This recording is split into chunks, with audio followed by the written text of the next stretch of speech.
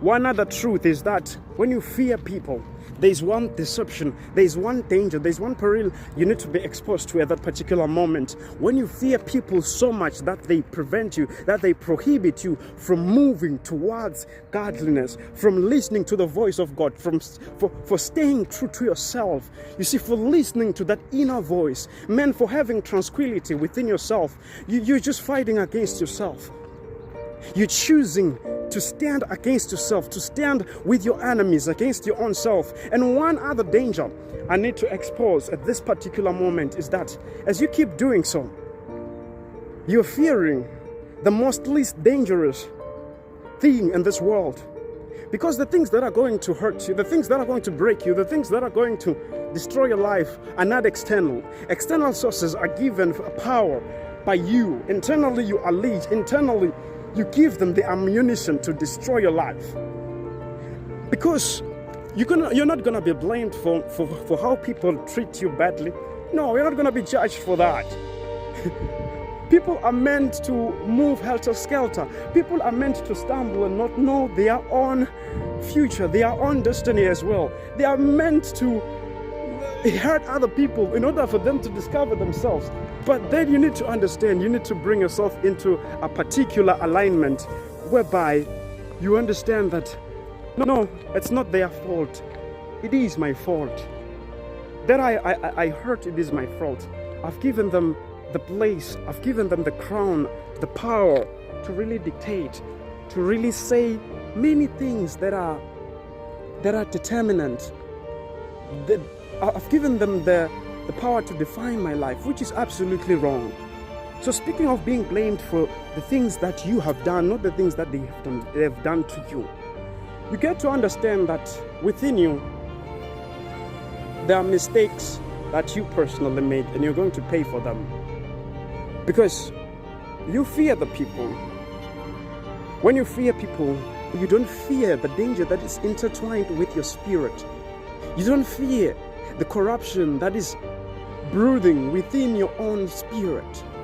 You see, you don't fear the decay that is boiling within your own brains. And then you're so focused on what is coming on the outside.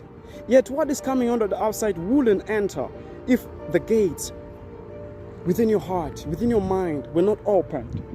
So there is this self that needs to be dealt with within ourselves. That now we know that when I'm well positioned, when now I understand my responsibilities, I take full accountability of my own existence, of my own life, I'm going to figure out that I was actually blaming everybody for no reason. I was blaming my enemies for not seeing eye to eye with them. What is that? How fair is that? Because I was supposed to have a clear perspective first, such that even when the time of debate, the time of disagreement come up against these people, I will understand the perspective that I've maintained. I will stick to that perspective and not allow them the room to really distract me. And actually what I will be doing at the moment is helping them is to bring them into this clear perspective that this is how I think things should be done. This is how I think we should treat each other, my brother, my sister. You see, I think you really shouldn't step on my toes like that. Peacefully, affectionately, because we're not defensive here, but here we are protective of each other. So we really want everyone to figure out what really matters in all of us. And one thing I'm emphasizing today, I'm just gonna keep getting back to this one, because man, I really feel it.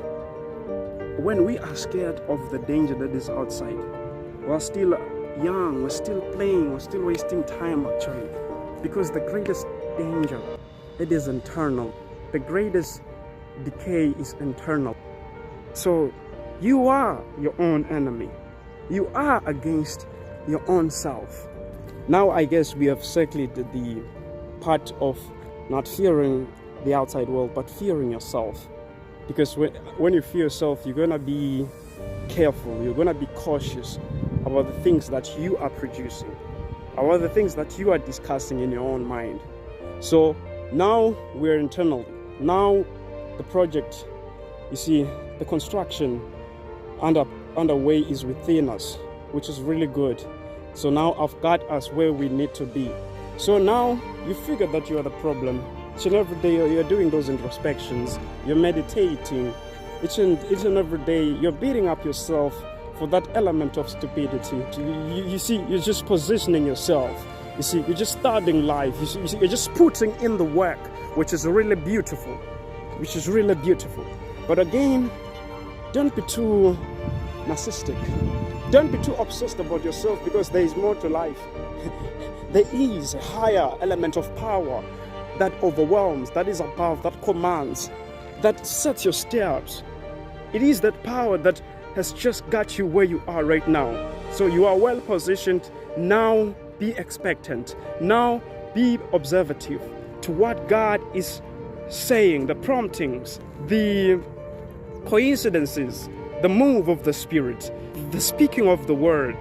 So now we are getting out of fearing ourselves, and then we're beginning to fear God now. Because one beautiful thing you're going to understand is that when you are still afraid of yourself, you haven't been flooded with enough fear of the Lord.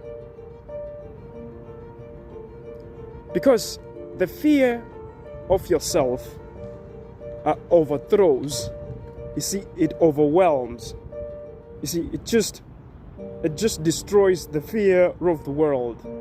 Now you're not afraid of the people anymore. You can just maneuver life anyhow, knowing very well that I am the person who needs to be set straight. You see, once the trajectory of my life is well configured, I'm good to go. So I'm not afraid of the world, really good. So now there is another fear that needs to exceeds your personal fear. Because these fears allows us to be dominant, to be commanders of our own life. If I'm afraid of myself more than I'm afraid of the outside world, I'm going to command the world to give me what I want. I'm not going to expect the world to do anything and anyhow with me, to do whatever it wants. No, I'm not going to allow the circumstances to define my life. I'm just not even going to allow them to happen anyhow. You see, they are going to follow the voice of my own sound. So now we've grown above and beyond the external world, the people, the societal cultures. You see, those invincible forces that whispers those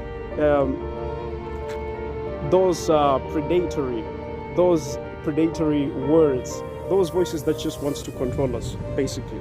So we've grown above them, beyond them. We're commanders now. You see, we're just free from them. One element of freedom that we've acquired to deal with ourselves. But again, dealing with self is a whole another lot of work to put in. We need to grow beyond ourselves as well.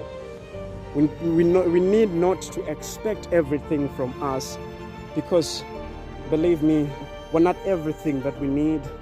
Life is interactions with people. So the systems, you see, the meeting points whereby you get to pour out yourself, whereby you get to do whereby you get to exercise what we call where your freedom ends, other people's freedom begins. You see, doing all of that, it requires you not to be obsessed about self again. So now you search for this power, you search for this fear that is going to allow you to live in a way that not even your own voice now is your commander. Your own voice obeys to this higher authority, because this higher authority sees things that you cannot see. So now you are in partnership with a higher perspective, with a greater person. And that's a great advantage, my friend. So now you are expectant of some assistance of some sort. Of course, you can always do what is expected of you. You can always apply yourself in the process. You can always play your part, which is really good. That is how meeting God is.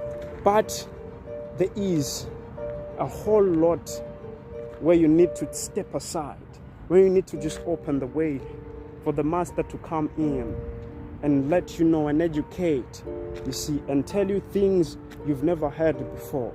and do you mercy and do you grace and provide for you. So when you now fear God more than you fear yourself, you've acquired another form of freedom that allows you now to just say, do whatever you want to do to me. Close those doors thinking you're done with me.